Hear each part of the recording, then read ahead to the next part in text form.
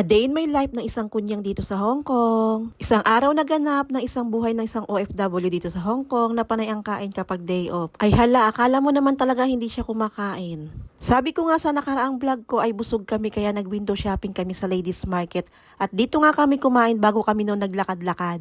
At dito nga kami dinala ng aming mga gutom na tiyan sa Nganlung Restaurant na matatagpuan lang sa Exit D3 ng Mongkok. At nakakatuwa nga dito dahil sabi ng mga staff dito ay magaganda. Yun pala naman yung kanilang manager dito or kung ano man yun or staff man nila ay anak ng isang Pilipina.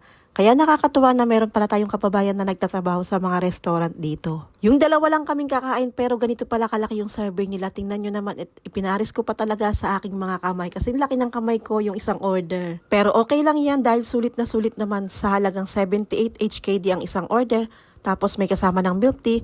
Ay okay na okay na. Sabi ko nga kasama na ang lunch, dinner at saka yung breakfast namin.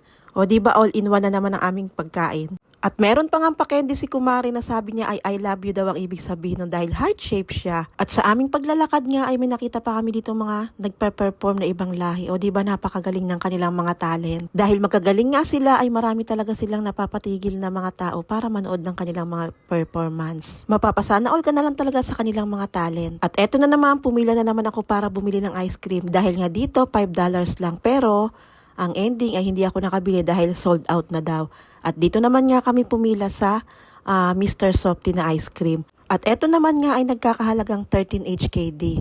At eto nga palang Mr. Softee na ito ay palagi itong mahaba ang pila. Sabi nga nila ito daw talaga ay famous dito sa Hong Kong.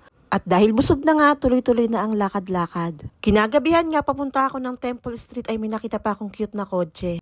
Ganitong painting nga yung hinahanap namin sa Mongkok. May nahanap naman kami pero yun nga lang ay doble ang presyo. Samantalang dito ay medyo afford naman ang presyo. Dalawang store nga pala ang nagtitinda ng mga ganitong painting dito sa Temple Market.